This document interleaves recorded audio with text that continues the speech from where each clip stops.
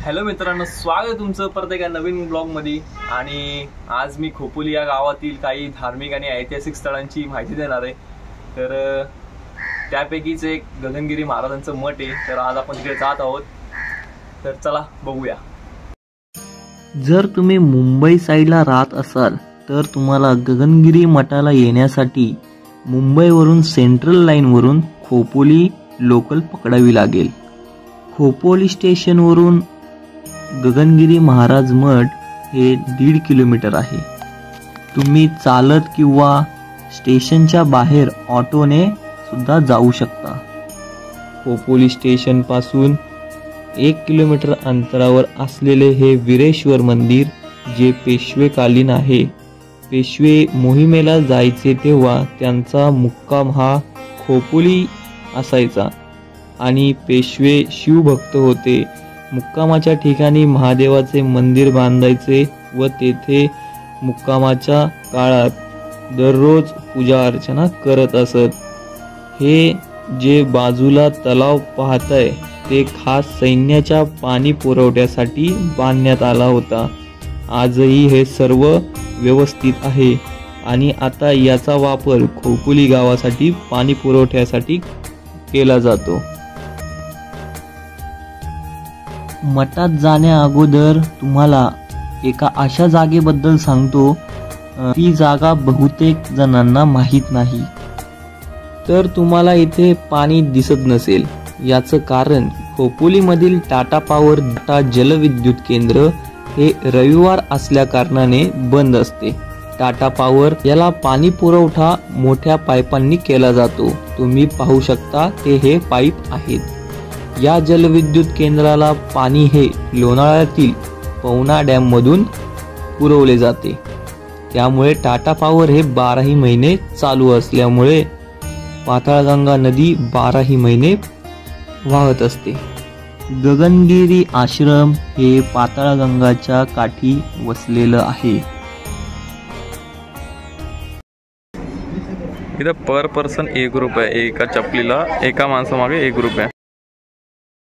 याच आश्रमाच्या मागे खंडाळ्याची सुंदर पर्वत शृंखला या आश्रमाची शोभा वाढवते। तासनतास पाण्यात उभे राहून केलेली तपश्चर्या आणि ध्यानधारणा यासाठी ओळखले जाणारे महाराज म्हणजे स्वामी गगनगिरी महाराज। गगनगिरी महाराज हे भारतातील हिंदू संस्कृतीतील नाथ संप्रदायातील गुरु, त्याचबरोबर ते दत्तगुरूंचा अवतार होते असं सांगितलं जातं।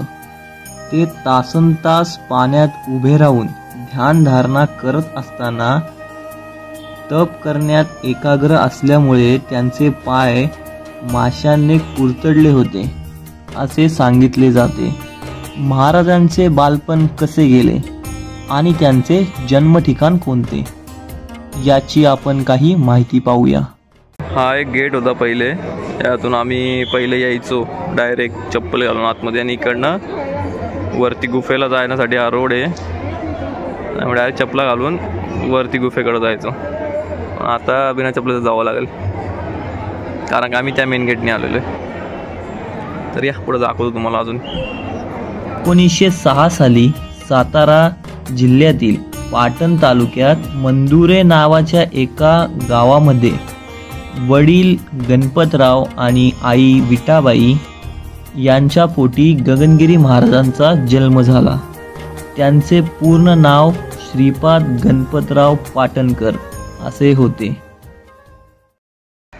तर मित्रांनो, आता आम्ही चाललोय गुफेकडं, आणि गुफेला जाण्याचे 2 रस्ते आहेत। तर आम्ही ह्या बाजूने गौशाला वगैरे लागते तर त्या बाजूने चाललोय, आणि एक दुसरा रोड आहे तो त्या बाजूने हेलिपॅड लागतो जाताना, तो पण मी तुम्हाला दाखवतो। तिकडनं उलटा येतो थोडासा वापस, आणि तो हेलिपॅड पण तुम्हाला दाखवतो।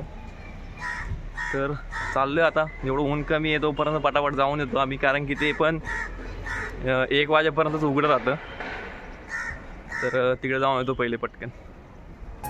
महाराज 3 वर्षाचे असताना त्यांच्या आईचे आणि 5 वर्षाचे असताना वडिलांचे निधन झाले। त्यामुळे एकटे पडलेल्या महाराजांनी 6व्या वर्षी घर सोडले। घर सोडल्यानंतर नाथ संप्रदायाच्या संपर्कात येऊन ते सांगली जिल्ह्यातील 32 शिराळा येथे पोहोचले. त्यांना वयाच्या 7व्या वर्षात नाथ संप्रदायाची दीक्षा मिळाली. त्यानंतर त्यांनी चित्रकूटच्या दिशेने प्रस्थान केले. तिथेच त्यांची चित्रानंद स्वामींशी भेट झाली. पुढे ते उत्तर भारतात भटकत राहिले. बद्रीनाथ जवळील एका गुफेत महाराज असताना तिथे त्यांना एक स्वामी दिसले व त्यांनी महाराजांना दक्षिणेकडे चालत राहण्याची आज्ञा दिली. ही दंतकथा प्रसिद्ध आहे. त्यानंतर महाराज हरिद्वार पासून दिल्लीकडे आणि दिल्लीपासून भोपाळपर्यंत पायी प्रवास करत राहिले. तर हे जे मंदिर तुम्ही पाहताय याला प्रति केदारनाथ म्हणतात. केदारनाथ मधील जे शिवलिंग आहे हुबहू शिवलिंग इथे सुद्धा आहे. तर दर्शन करून थोडे पुढे आल्यावर आपल्याला गुफेकडे जाण्याचा मार्ग दिसतो. गुफेपर्यंत पोहोचण्यासाठी 10 मिनिटाचा कालावधी लागतो. बघा, गुहा दर्शन सकाळी 8 ते दुपारी 1 पर्यंत. इथून असा गेट आहे, खाली ते मंदिर होतं.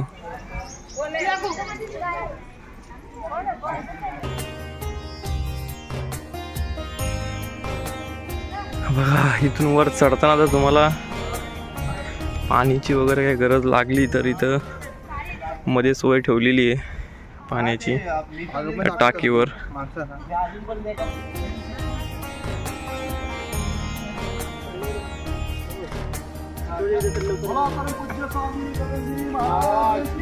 जय. तर याच गुफेमध्ये गगनगिरी महाराज तपश्चर्या करत होते. या गुफेमध्ये तुम्ही ध्यानधारणा करू शकता. एवढी शांतता या गुफेमध्ये असते. गुफेतून बाहेर आल्यावर तुम्हाला खोपोली गाव पाहायला मिळते.